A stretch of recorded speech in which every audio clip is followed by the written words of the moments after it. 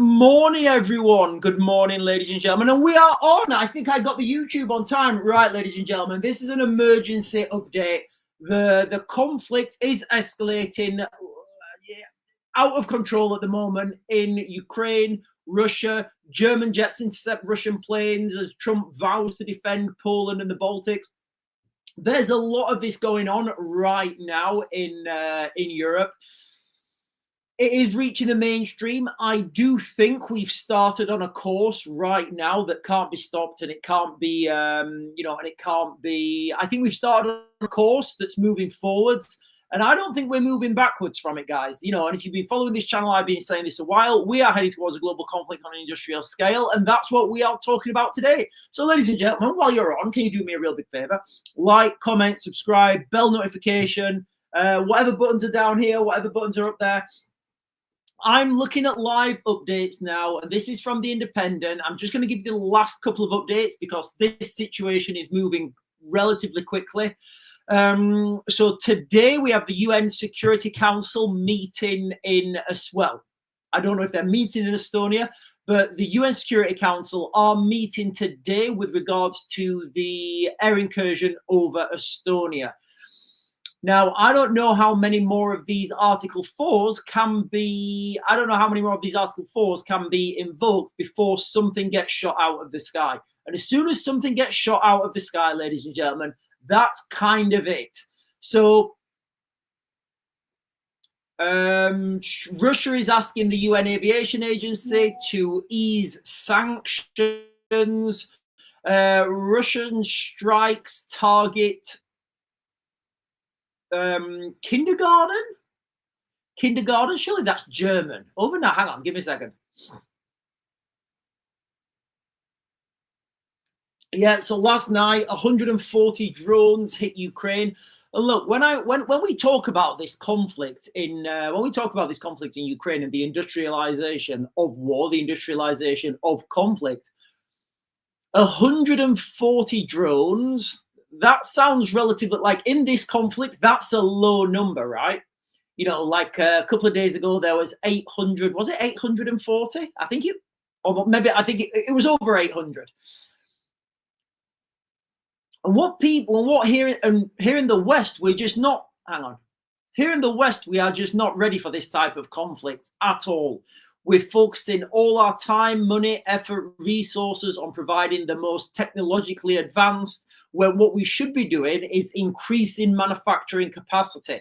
And I mean like at scale now. We need to have our military industrial complex where it can be anyone with a garage, with a workshop. They're the type of places that need to start producing for the military industrial complex. Right now, having these big, these big factories like Boeing and BAE Systems, those big factories are easily targetable. So what we need to do right now, and we won't do this, this is why we're going to lose. Do you know what? I'm not saying we're going to lose. This is why it's going to be difficult. We're making it harder for ourselves. So we need to industrialize, and we need to empower smaller companies to produce. Right, let me get on to... Right, I'm going to jump onto the chat in a minute, guys. But we are going to be talking about that, guys. Okay, so let's begin with the headline that's grabbing everybody's attention. Across Europe, German fighter jets have been scrambled alongside Swedish aircraft and I think British aircraft. Now, they intercepted an Illusion 20 reconnaissance plane over the Baltics. That was yesterday. This incident was reported by lots of outlets were reporting this occurred after the Russian plane entered neutral airspace without a flight plan. Again, they didn't have radio contact. So what I'm in my head now, what I'm seeing is the way this is moving forward. You've got to understand culture. You've got to understand history. I do think NATO are going to make this first strike. NATO is considering this provocative, which it is, The German Air Force, a quick reaction force. I think it's quick. No, it's called. Is it Q? I think it's quick QRA. I think it's quick reaction alert or something. What I don't know what it's called actually. The Germans in the RAF's called QRA. And if I'm wrong with that, ladies and gentlemen, please correct me. Basically, the German QRF, Quick Reaction Force, their air force, They were scrambled, and the operation obviously ended without incident. But Swedish jets also took to the skies in that incident. Now, remember, guys, right? This wasn't an isolated incident. We've had Estonia, we've had Poland, we've had Romania, all having those incursions of their airspace. Guys, look, this is gonna start by accident. It's all it takes is one miscommunication, one private soldier who's not had too much sleep, and things are going to start to fall out of the sky. And as soon as things start falling out of the sky, there's no going back after that. Things will escalate rapidly. And if you think things are escalating rapidly now, we genuinely won't be able to keep up with it, guys, because there'll be missiles and bombs and bombings and airstrikes and counter airstrikes. It will be bonkers. But remember, ladies and gentlemen, today is when the NATO Security Council meet to discuss the airspace over Estonia. And that is Article 4. Right, I'm going to come into the questions now. I can see some of you guys in the questions are talking about Palestine and Kia. Is it the British, the Canadians, and I think the Australians have all recognized Palestine as an independent state? Well, here's the thing. Now Palestine is an independent state. They can apply for like Hamas can apply. Literally, guys, I'm not making this up.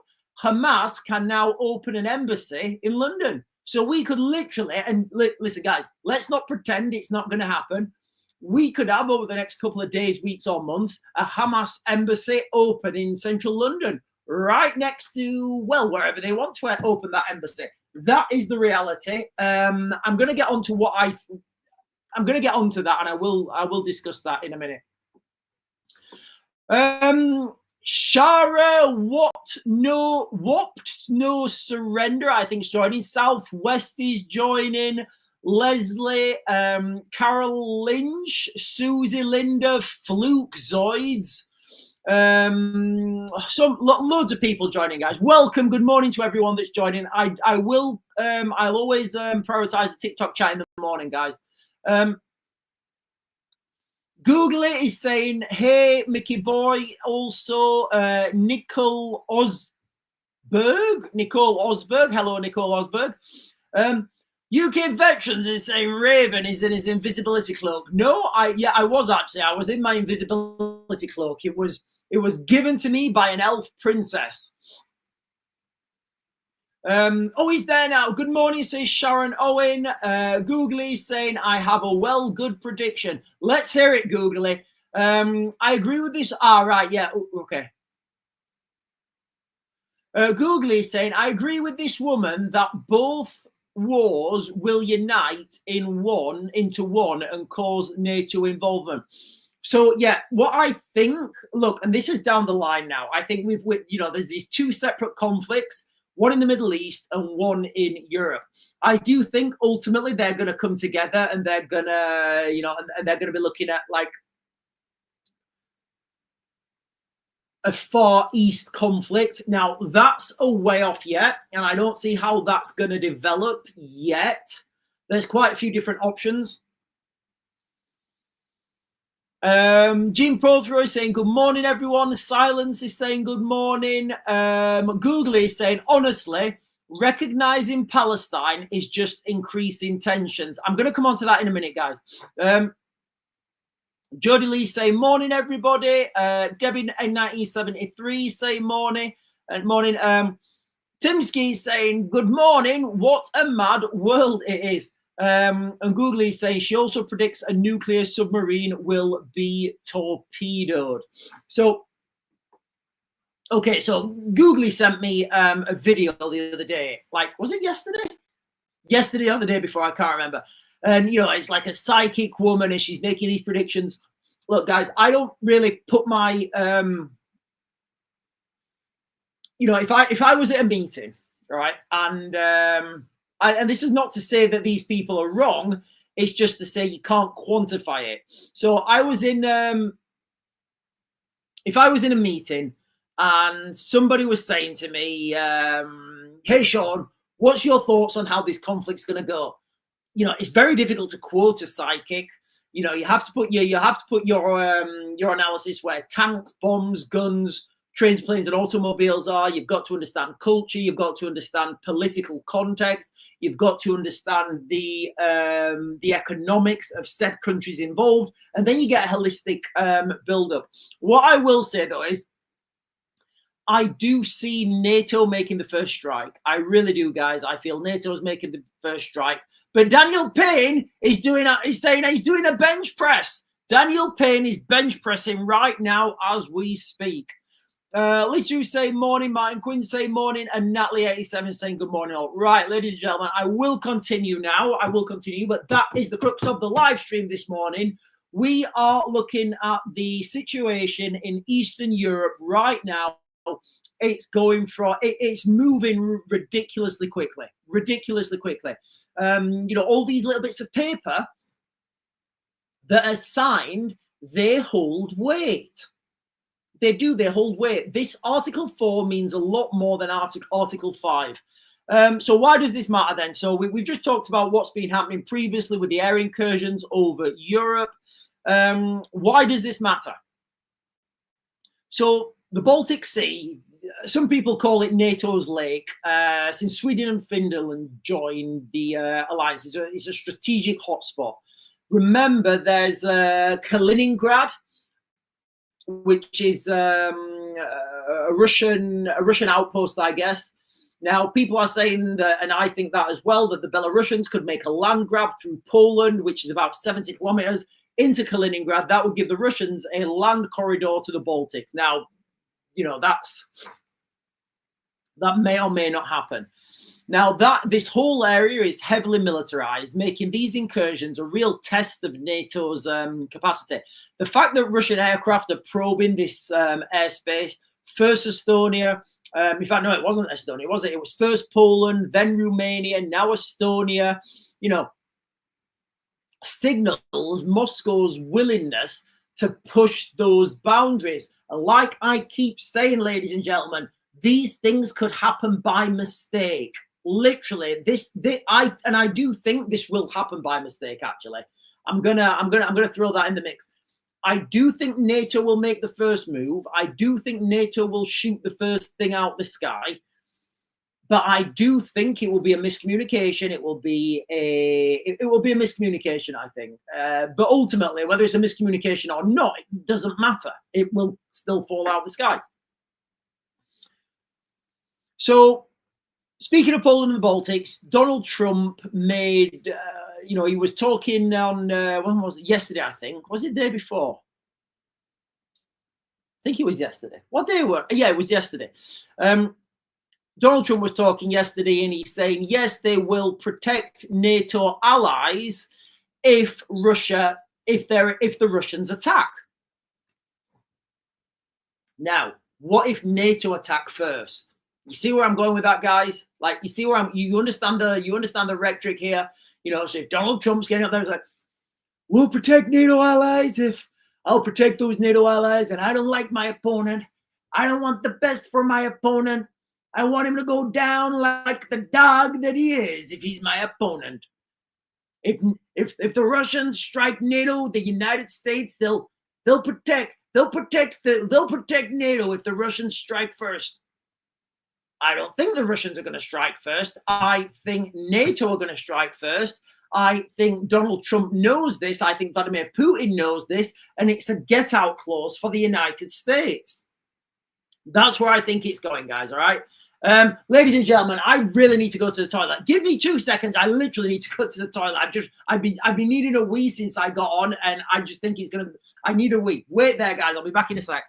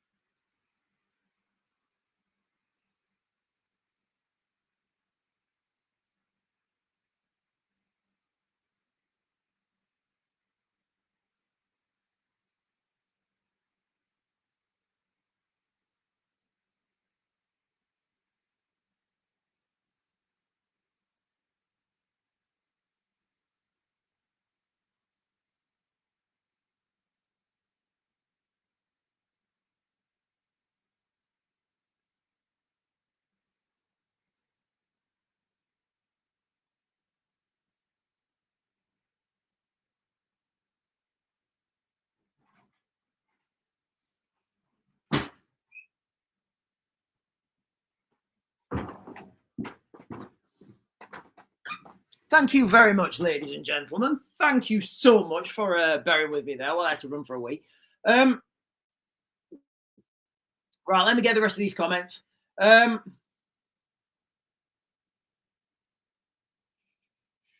where was we on? Ah, there we are. Daniel Payne is saying, here's the crux of my day. Leave the UK, find some land and go off grid. Let me pin this actually, because there's a lot of really cheap land at the moment on the Ukrainian side of the Carpathian Mountains, which is in a relatively safe location. You know, the Carpathian Mountains is beautiful. Like, I was looking at a patch of land in the Carpathians. I think it was 3 acres. It may have even been 6, but I can't remember actually. It was quite a big piece of land and it was like 20 grand. I was like, 20 grand? That's nothing.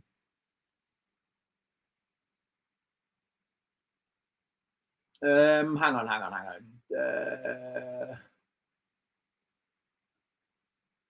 Done that one. Mine Quinn is saying, don't forget, get the barrels from the car wash and fill them with diesel so you're not left short. I don't have, well, I'm saying, I guess that for everyone, but I don't have any diesel cars. We don't have any diesel cars. We have petrol. And the reason we went for petrol is just off topic. Our bug out car, it's a petrol vehicle, and it's got we put an extended fuel tank in it. And the reason I went with petrol, not diesel, is because if the shit really does hit the fan, all the diesel will go to the military. Like, every drop of diesel, it'll just come off the pumps. The government will say, oh yeah, we need to save it's better for the environment, we're just going to remove diesel. All your tanks, Land Rovers, the military runs on diesel. So does logistics. So in a time of global conflict on the industrial scale, I'm speculating, and this is speculation, guys, all right? I'm speculating that diesel will just be taken off the pumps. Petrol, I think it may or may not be rationed, but I think it will be a lot easier to get petrol. Timsy saying, got lots of land for sale in Spain. Googly saying, as you mentioned, transponders off to not communicate, especially with planes in the air, is dangerous. Laurie C saying, good morning. Googly saying, remember, Sean, Turkey shot down a Russian jet before.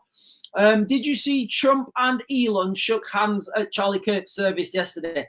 I did. I think it's all smoke and mirrors. What was peculiar to me was it seemed more like a Super Bowl or something. I mean, they had advertisers up there. I mean, Palantir had like a big billboard behind it. I'm like, I don't know. I don't even know where I go with that. Like, are Palantir pay? Like, is that it now? We get sponsored funerals, like with advertising. Like, is there going to be like his sponsors on his coffin or something? I don't know how I felt about that, guys. I really don't. Lulswell saying hi. Linda Lou saying morning, everyone. Mike Quinn saying Russian schools are doing nuclear tests to put masks on. Yeah, and so here's the thing, right? The Russians are getting ready for a global conflict on an industrial scale. Our kids they're just trying to fight for their lives, not to get the pointy things in them.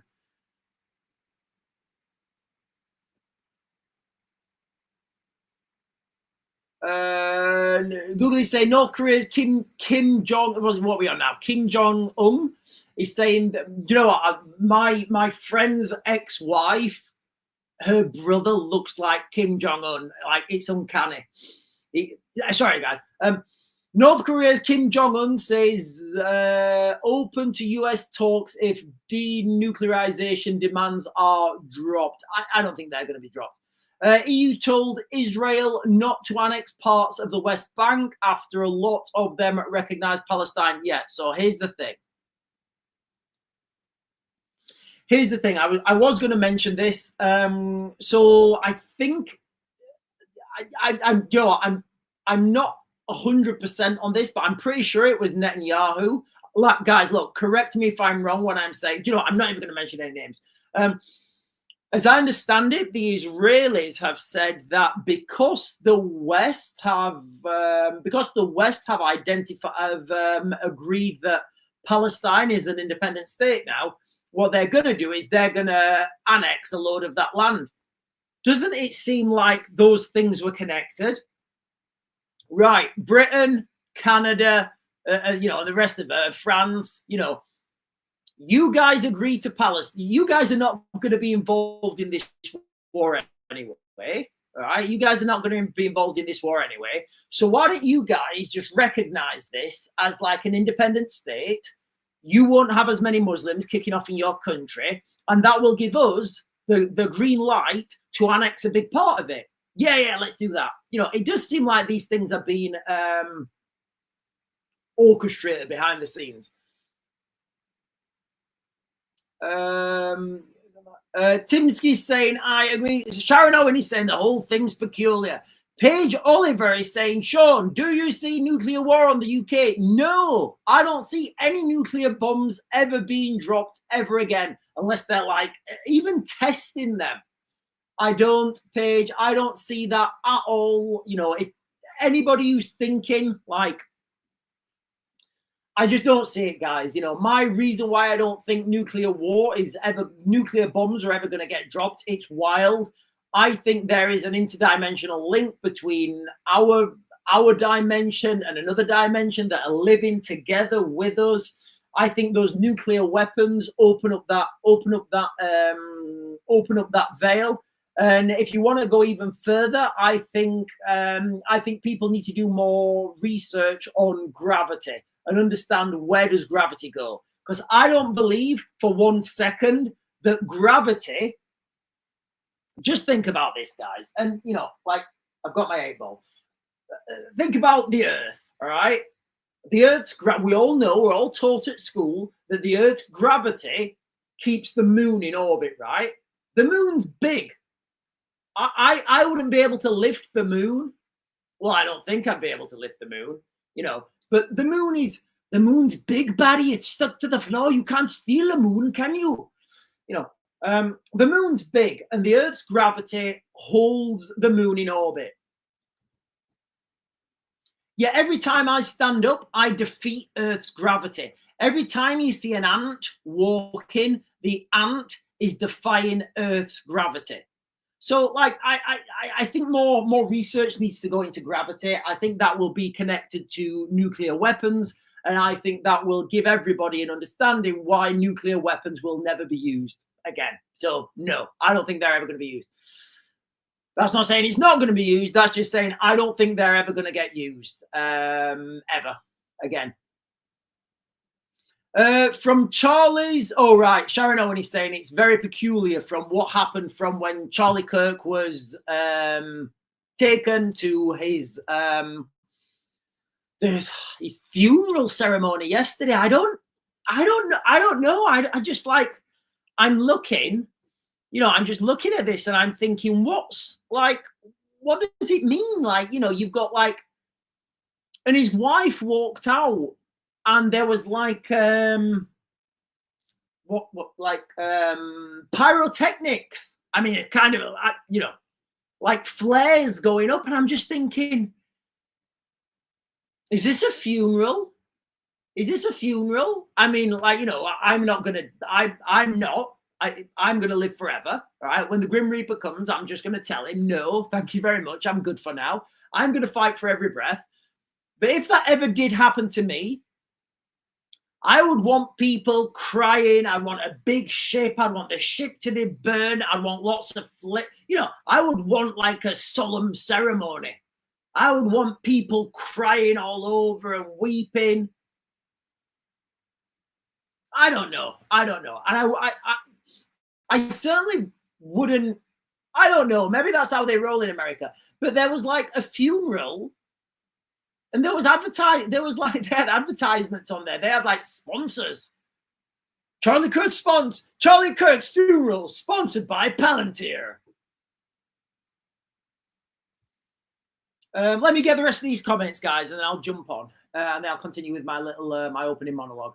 April Lee saying morning all. Good morning, April Lee. Paige Oliver is saying thank you. Don't worry about it, Paige Oliver. Where have I missed that? Googly is saying, Sean, they are already being tested in Russia's Far East underground. I don't know if they are. I mean, that may be the earthquakes. I don't know. Martin Quinn is saying, does Putin still have the dead man's switch in that suitcase? I don't know, Martin. He's certainly not text me telling me if he has or he hasn't. I would suspect they've got something like that. Yes. Martin Quinn is saying, torpedoes over with the migrants. They'll take forever. If you look at frequencies, you can do away with gravity. I don't know what that means. Snowdrops is saying it wasn't a funeral, it was a memorial ceremony. Well, look, I don't know. It just sounds peculiar to me. Does this mean we can get an advertisement from the coffin so you drive around more in the hearse? And Googly is saying, why were nuclear command planes in Europe? I don't know. Look, guys, you guys are asking me if I think, nuclear weapons are going to be dropped. And I'll be quite clear. I don't think it's going to happen. There were good opportunities for the Russians in Ukraine last year. Not in Ukraine, sorry. There were good opportunities for the Russians last year. Didn't happen. I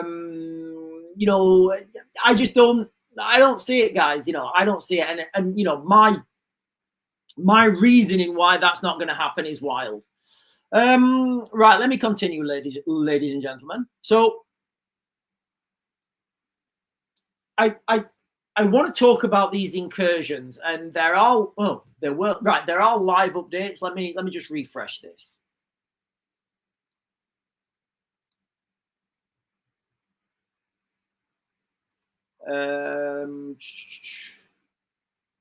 Right, 11 minutes ago. Okay, so from 11 minutes ago, Zelensky is planning to meet with Trump, according to Ukrainian leader, in New York.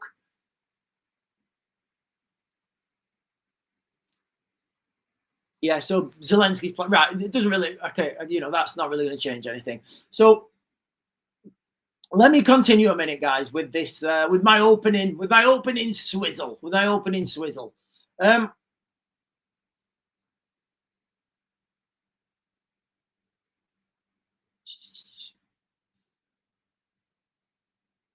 So why do these incursions matter?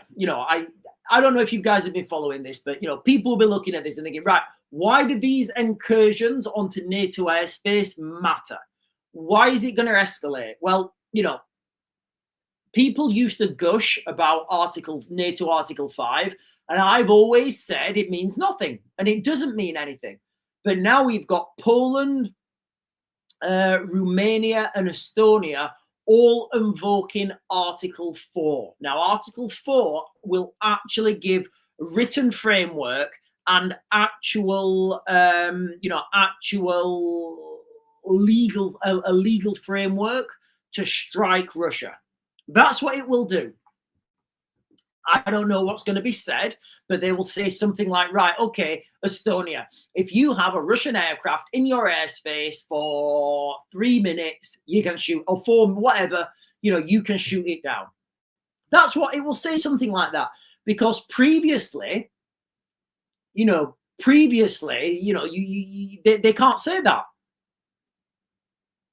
They can't do that because Article 5 doesn't allow them to do that. But Article 4 absolutely does. Now, if you look at Donald Trump, what he said that Donald Trump said that he would protect NATO, if the NATO allies in Europe, if they're attacked by Russia. Guess what, ladies and gentlemen? NATO allies are not going to be attacked by Russia. This is my opinion, my speculation, and my analysis would be that NATO are going to make the first strike. That's what I'm saying, guys. All right, that's what I'm saying. And this is going to be an outcome of Article 4. Oh, what's Article 4? Oh, I don't know. I know Article 5. No, you don't know Article 5.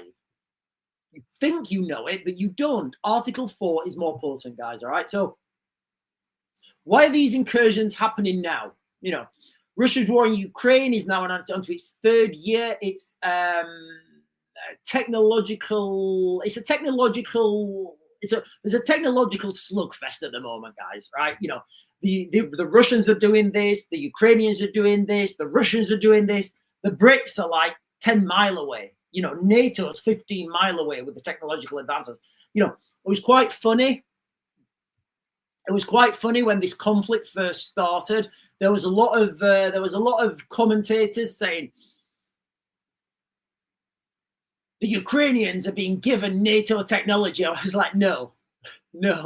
NATO are trying to steal Ukrainian technology because it's developing so quick. You can do all your testing and your research and development. You can go blue in your face with research and development. Until those things are operationally tested, they're worthless. The Ukrainians are just going straight to operational testing. Right, are they working? Yes, this is how we work. Yes, this is how we attack. Yes, this is how we do it. Yes. NATO can't do that. They don't have that battlefield expertise. So it is a slugfest right now between innovators, between Russian innovators and Ukrainian innovators.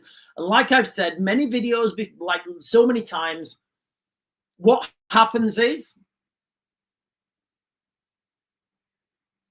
the British will say, for example, the British or the French or whoever will say, right, what we need to counter, we need to have a system that can counter this threat.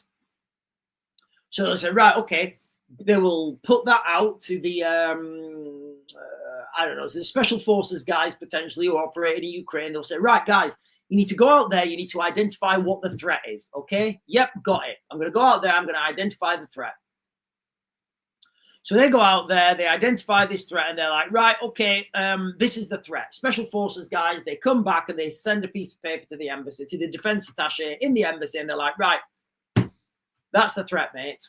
He's like, right, okay. So then the defense attaché in Ukraine will send that back to the government in the UK. The government in the UK will then understand the threat and they'll say, right, let's give this to our military chiefs. The military chiefs will look at it and say, right, that's the threat. This is what we need to counter it. Okay, good. They will then put that out as a call to tender. You know, your companies will then tender for that. You know, they'll put and again, a lot of these companies have politicians on the inside. I'm not even going to go down there. I'm just going to tell you how bad the system is. So then those guys will, that call to tender will be answered. People will send in their submissions. That will get audited through the MOD. The MOD will then look at that and they'll say, yeah, that's got potential. That's got potential. We want more. So that will be round one. There may be 3 rounds and they're just narrowing these people down. By the time that project actually gets given some money, it could be a year. It could be, I've known projects be like 5 years before they even get funded. They then have to build a prototype, test it, and produce it. What do you think's happened to that battlefield in that time? Yeah, but even before that money is allocated, the technology is obsolete. You know, however, right now in Ukraine, the Ukrainians and the Russians, they are developing their capacity a lot faster. Now, I'm going to talk about Russia's manufacturing capacity. We're all talking about drones, and that's true, but Russia's manufacturing capacity is huge. They have absolutely ramped it up. And you need to understand Russia's, in fact, I'll come on to the questions in a second, guys, right? But I'm going to talk in a minute about Russia's manufacturing capacity. Remember, guys, this is going to be a global conflict on an industrial scale.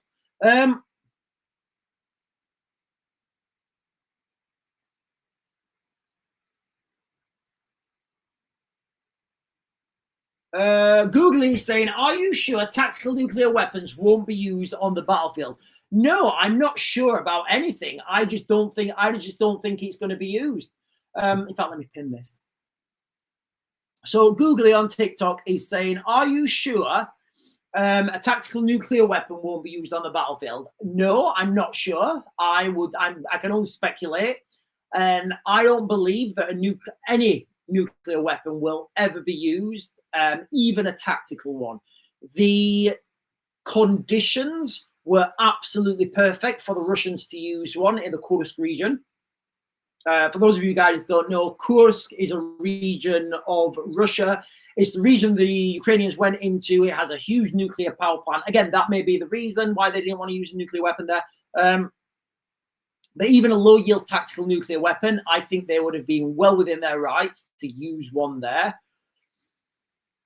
It didn't happen. You've got to ask yourself why.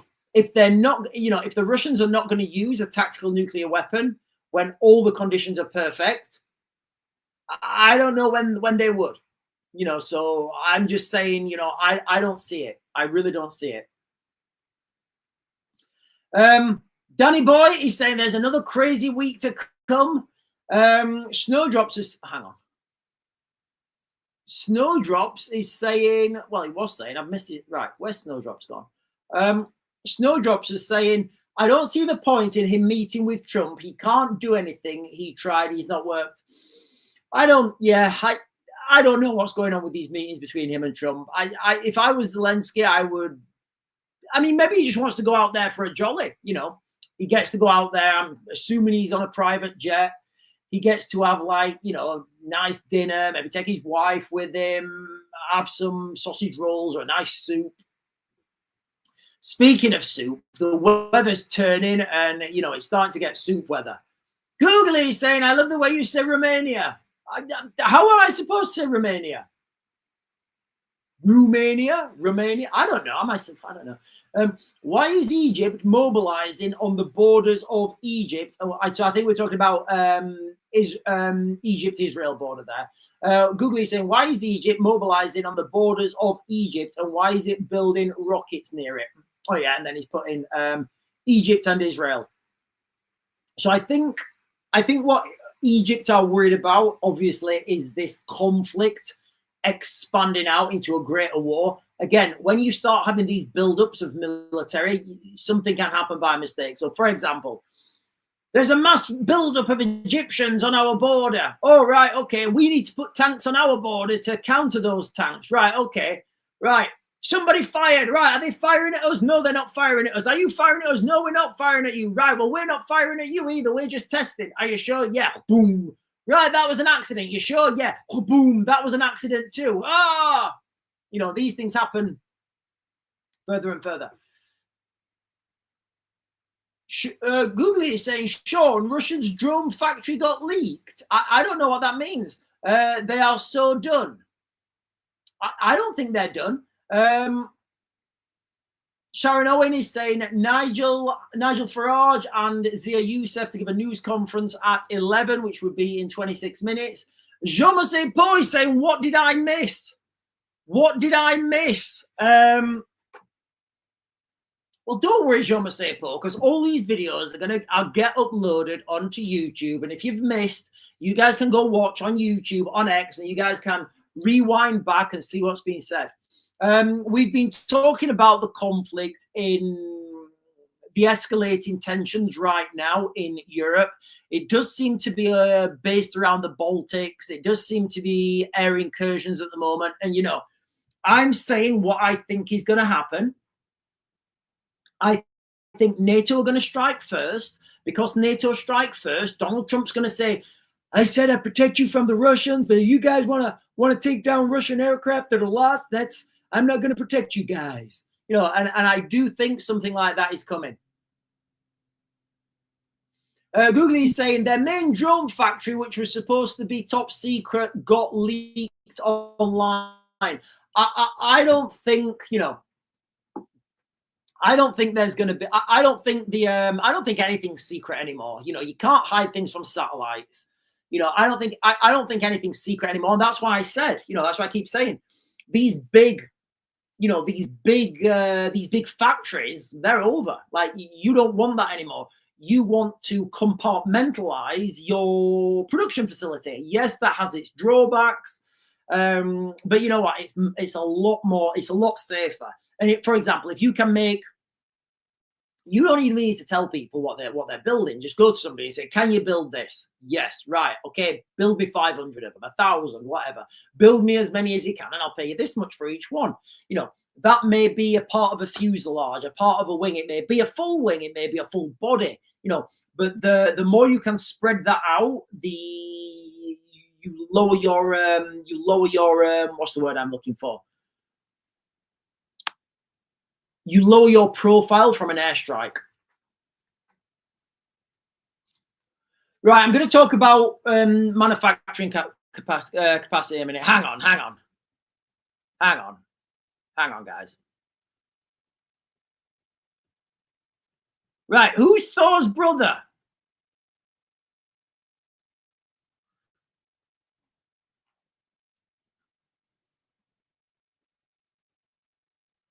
Right, hang on, guys. I'm just looking at the chat here on YouTube. I don't see what's going on here. Right, guys, I don't see what's going on the chat. Who's Thor's brother?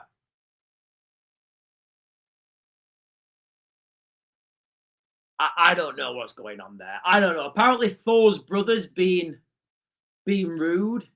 I don't know. I don't know if that's a joke. Right, guys, I don't know what's going on in the chat on YouTube. It's a bit wild at the moment. People are talking and arguing among themselves. I think everybody's being polite and courteous. Thor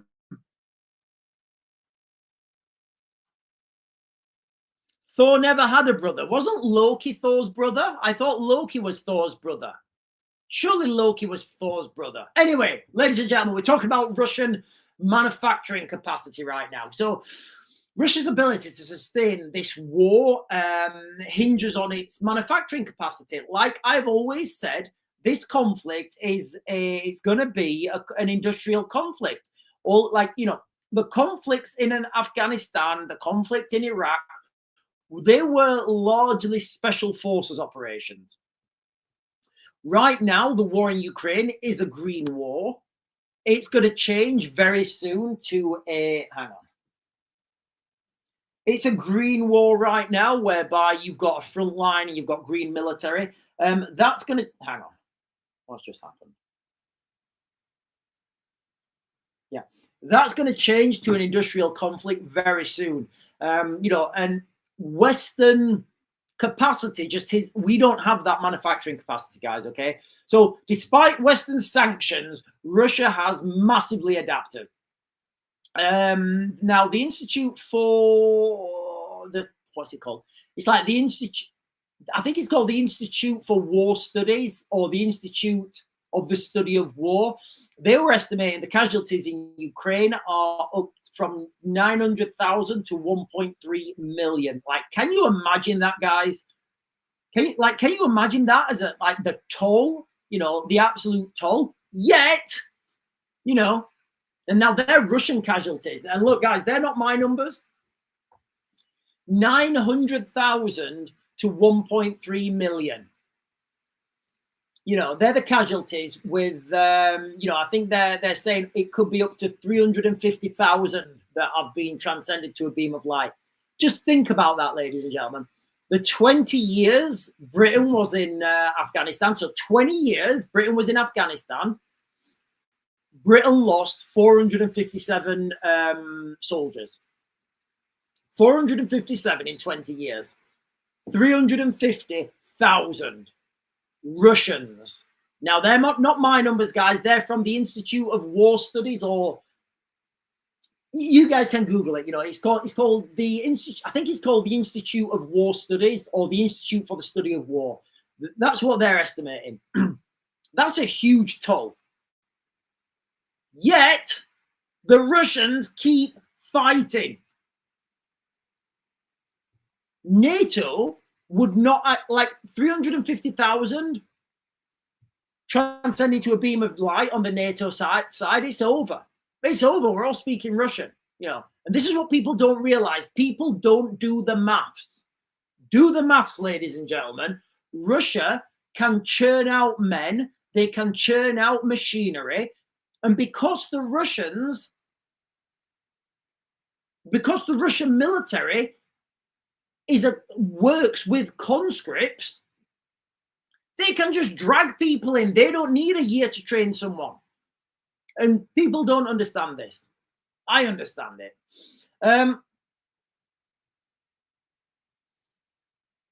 Now this is, people, equipment, and drones, and the Russians can drive that out at an alarming rate. Now there was a post a while ago on The Economist that was suggesting that Russia's defense industry is producing tanks, artillery, and drones like the Iranian Shahed a lot faster than anyone could possibly imagine.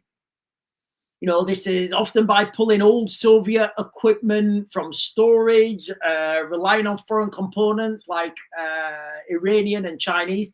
It doesn't matter because they're driving it forwards. They're still producing it. However, that said, cracks are showing relatively.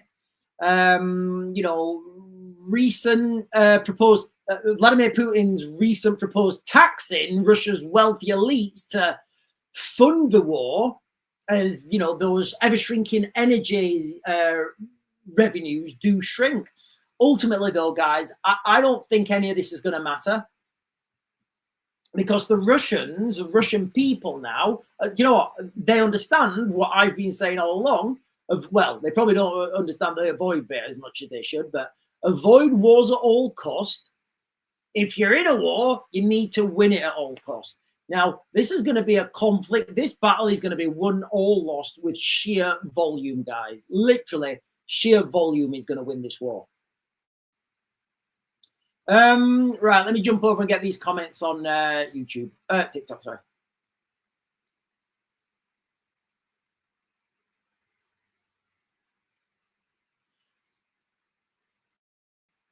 Jobase is saying, would Iceland, Finland be okay in your opinion? Finland is definitely in the crosshairs. Finland shares a huge land border with Russia. I don't think there's the military buildup that you would expect to see right now if there was going to be an incursion into Finland, nor if the Finns were going to incur into Russia. But I do, because of Finland's huge land border with Russia, that is obviously in the crosshairs. Iceland, I would say less so. Jomase Po is saying, my girlfriend is flying out from New Zealand to London, then onwards Friday. I'm worried. Well, tell her not to leave the airport in London. I'd be worried if she was going to London as well.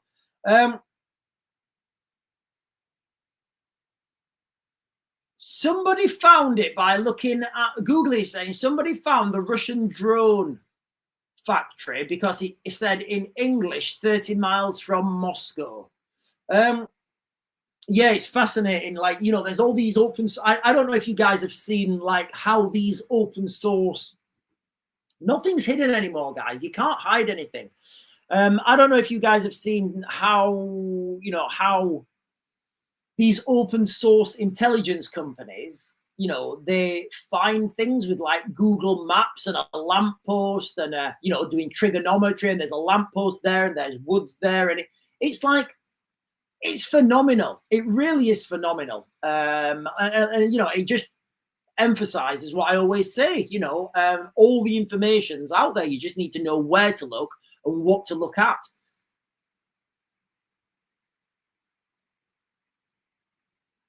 Martin Quinn is saying, when the war kicks off, that's when Starmer brings in his new laws. I think that would be a good time for it to do it as well.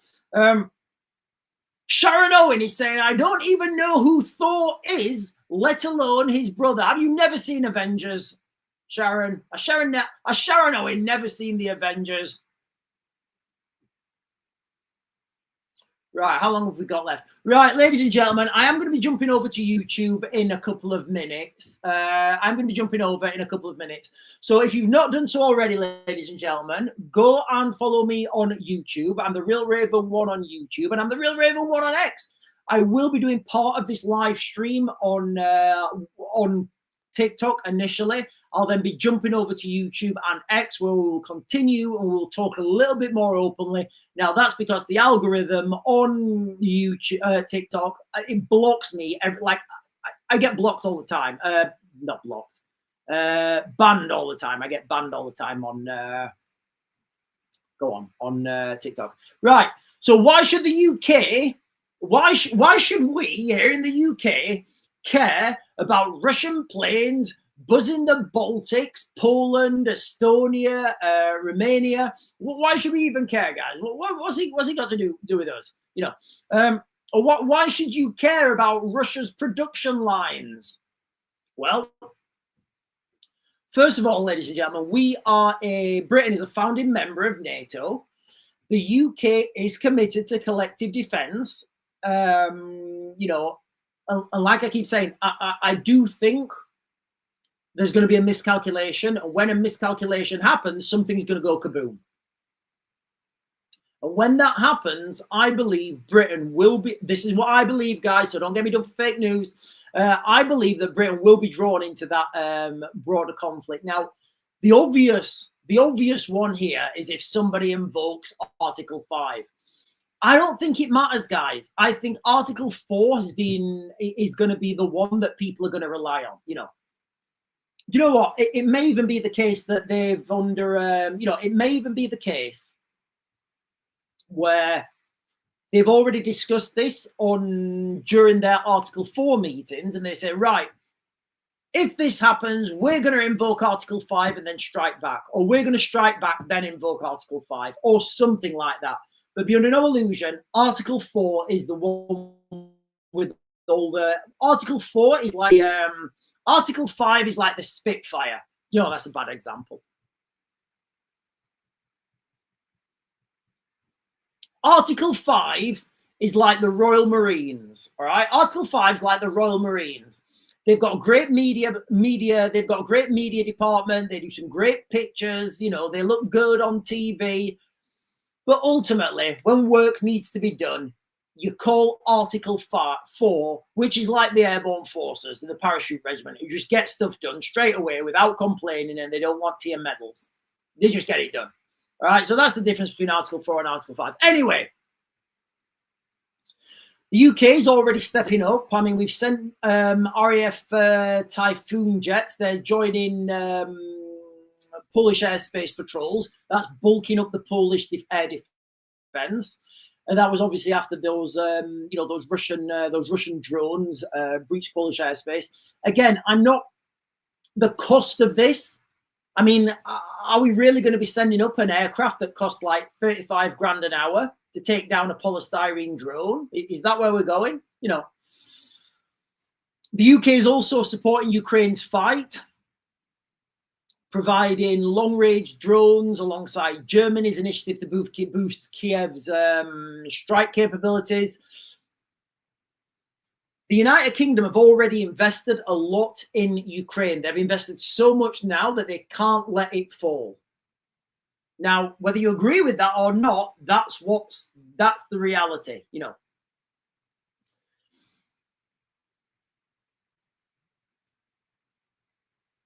Also, we've got the deployment of British troops. I don't know where the British troops are, but there is deployments of British troops in Eastern Europe right now.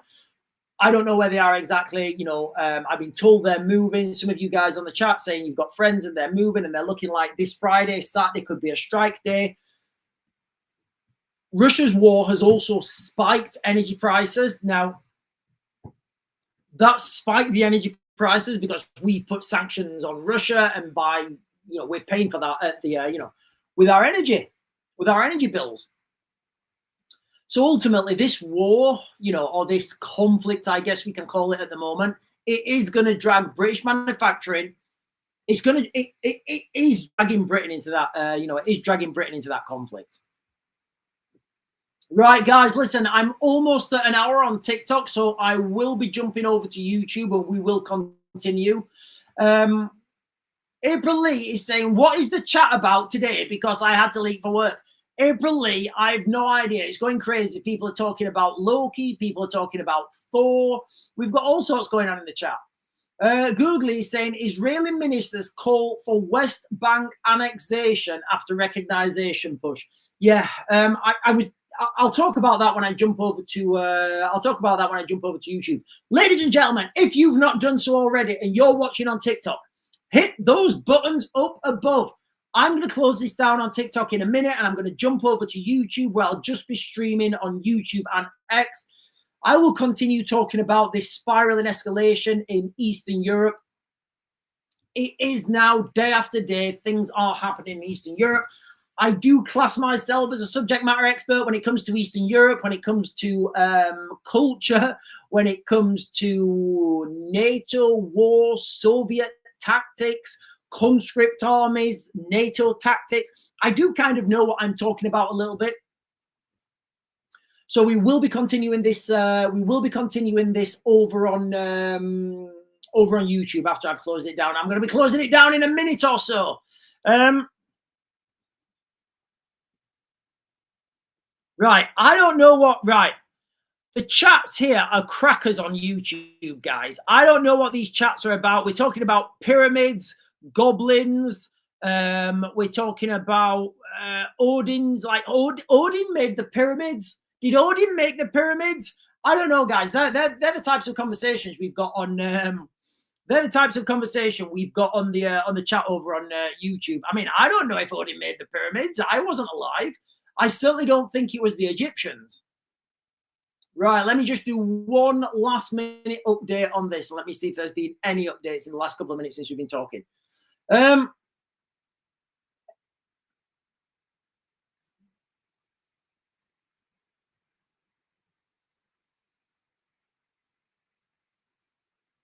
Right, so an update from 8 minutes ago.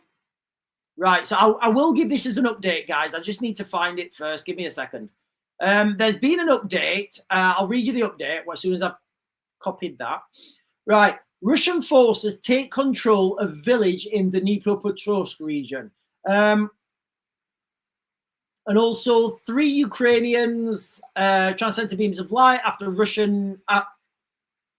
oh, no, sorry, 3 Russians. Hang on. 3 people transcend to a beam of light after Ukrainian strike hit holiday resort in Crimea. Who's holidaying in a war zone? Right, give me a second, guys. I just want to get this up on the map so I understand where it is exactly.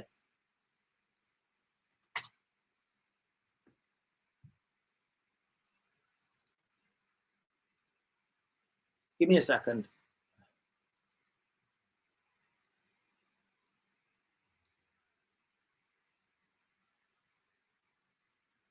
Where's that gone?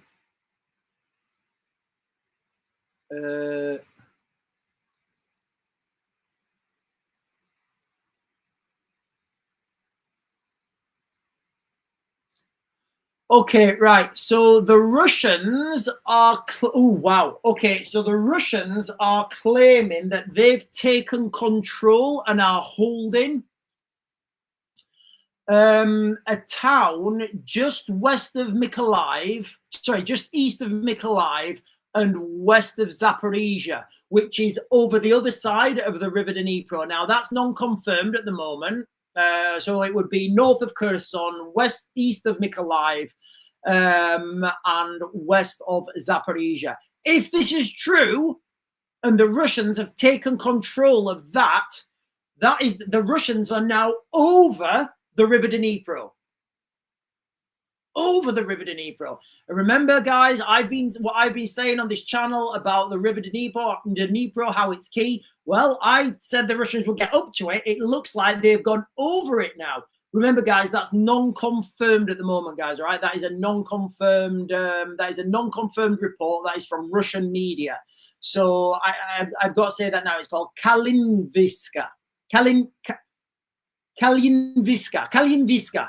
It's Kalinviska in the I would say that is about 30, 40 kilometers east of Mykolaiv and about 30, 40 kilometers north of Kherson as well. So there you have it, ladies and gentlemen. That is the breaking news from the last couple of minutes. The Russians are taken control of a village now on the west of the River Dnipro. That is a huge thing, guys. Absolutely huge. I am going to switch over to YouTube now and we'll talk about that and the rest of the pressing matters of the day. And if you're not going to jump over to YouTube, guys, I'll be back on at 8 or just before.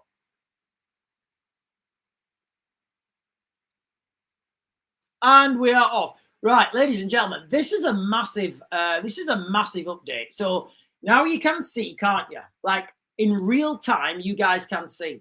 We have got Russian air incursions all over the Baltics, Poland, Romania, Estonia. That's happening. That's real, Also, like I keep telling everyone, the media are totally silent about it. The Russians are pushing forwards every day. Every day in the east of Ukraine, the Russians are pushing forwards. The Russians have now made it over the River Dnipro, and they're claiming to have taken control of the town of, what's it called? Kalyanivska, I think. Kalyanivska. It's in Kherson Oblast, I guess. It is Kherson. It's very close to the Mykolaiv Oblast border. So Russian forces take control of Kalyanivska in Ukraine's Dnipropetrovsk region. Authorities say, well, it's this Kherson region. But look, guys, I have to be clear at this point. This is from The Independent. It's non-confirmed. This is what the Russian forces are saying.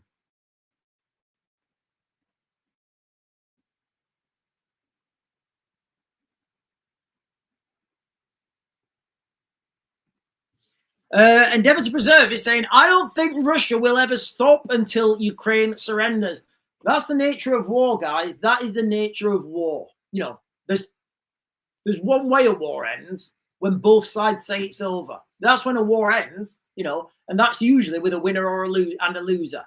I don't know any circumstances where there's been a war ending without a winner and a loser. The Russians also, they understand what's at stake here. It's not just, look, if the Russians get pushed out of Ukraine, that's the end of Russia. Well, it's not the end. That's the end of Russia as we know it. I would say if the Russians get pushed out of Ukraine, Russia would be balkanized. You would have independent states breaking off. You would have Russia, like Russia would probably be like St. Petersburg, Moscow, and some like that northern Arctic region where they do nuclear testing. I'd say that would be what Russia's like reduced to, because people would want autonomy, and this happens, this happens really quickly. When people see that push and people think, right, now is our chance. It's now or never. We can gain our independence. I believe that's what would happen.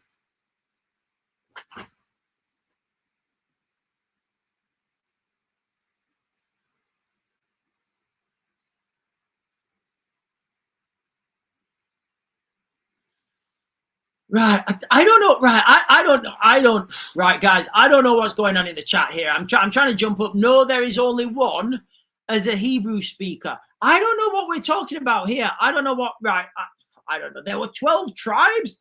Actually, there's 3 Hebrew languages. What's everybody talking? All right, guys, I don't know what we're all going on here, but I like it. It's fantastic.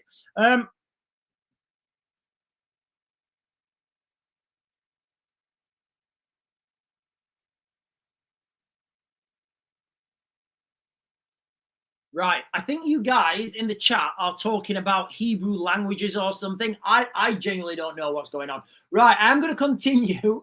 I'm going to continue on this, guys. Okay. So I'm going to try and wrap this up now. I'm going to try and wrap this up. So the Ukraine-Russia war, it is spiraling right into NATO's backyard. And, you know, you could argue it's already reached NATO countries with these air incursions. Russian planes and drones testing the alliance, Germany's jet interceptions, Trump's pledge to defend NATO allies. Remember, though, the wording is key. Trump said he'd defend NATO allies. Again, you know, it should be a given, but it's not. Trump saying he would defend NATO allies if they're attacked. Now, I don't think Russia is going to attack first. I think these incursions are going to get more and more and more and more until one of those aircraft is shot down. And then the Russians will say, yes, they fired first, Donald. Am I allowed to go full frontal now? Can I release big bomb? And Donald Trump will say, NATO, I told you I protect you, but you didn't listen. You tried to fight first and start a world war. I'm going to leave you guys, and I'm going to take my Navy into the Middle East. You know, Russia's manufacturing capacity keeps getting bigger and bigger. And guys, look, everybody wants to hear about special forces and fancy missiles and jets. The reality here, this is going to be an industrialized conflict. And right now, Russia have the upper hand in manufacturing capacity. Yes, it's stretched, but it's growing all the time. For the UK, this isn't just like a distant conflict. If you guys can remember, in fact, we're almost there. Can you guys remember in 2022 when? Let me get this article up actually.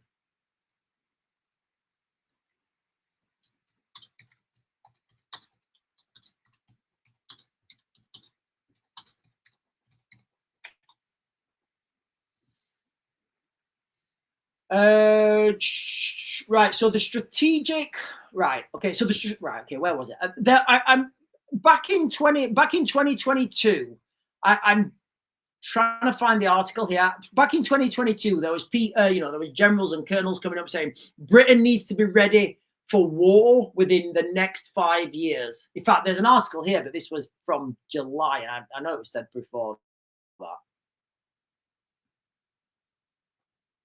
Anyway, people are talking about getting ready for war, and this is just, a natural direction. So for the people in the United Kingdom, this is not some far-fetched, far distant conflict like the Middle East, where, the Afghans and the Iraqis didn't have at capacity the means to strike Britain. And I'm not saying Britain's going to get struck. What I'm saying is, the Iraqis and the Afghanis didn't have that capacity.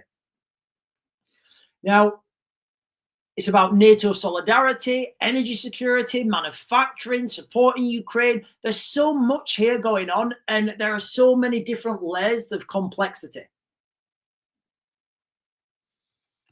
But I'm going to leave it with this, guys. Okay, I'm going to close up and saying, look, the Security Council is meeting today with regards to the air incursion over Estonia.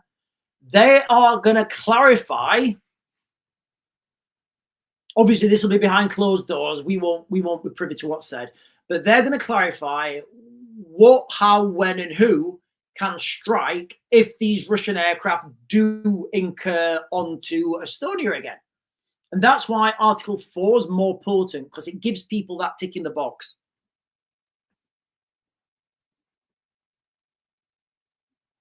Right, ladies and gentlemen, I'm going to close this down now. The chat is absolutely wild. I don't know what you guys are talking about. I'm going to close this live stream down now, but I will leave the chat open for a little bit. Oh goodness, I need to go up on the roof and paint the chimney. And I will see you guys. I will see you guys at 8. I don't know what. Right, I don't know what you guys are going on with the chat. I am going to leave you to it though for a little bit, and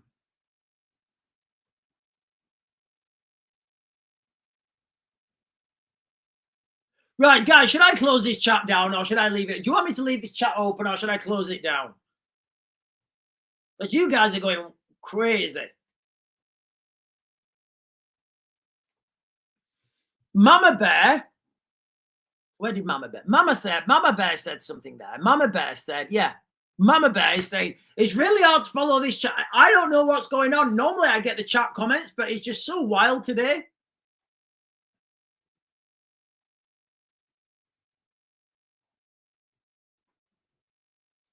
Right, Galloway Raiders saying close it up, and I'm gonna close it up. Right, ladies and gentlemen, the crux of this, right? Things are escalating massively in Eastern Europe. The United Kingdom's committed. All the European countries now understand the threat, I think, and they understand the threat that's getting closer. The Russians have claimed, and again, I'm not saying this is real, I'm saying the Russians are claiming control of Kalinivka, I think it's called, which is in east of Mykolaiv, north of Kherson. That's the reality now. And that little town, that village, is on the western side of the River Dnipro. That is huge, ladies and gentlemen. That means the Russians have now got a base of operations on the other side of the Dnipro. So, you know, when I said I think the Russians will get up to the Dnipro, nope, they're pushing past it. They've already pushed past it. They've got a land corridor. They've got a bridge. They can get over it now. So what I said, where I thought the Russians were going to go up to the Dnipro, they've already gone past it. Anyway, ladies and gentlemen, I will be closing this chat down now. You guys are wild this morning. I'll be back on this evening around 8. I'll be definitely streaming for 8. I'll try and get on a little bit earlier.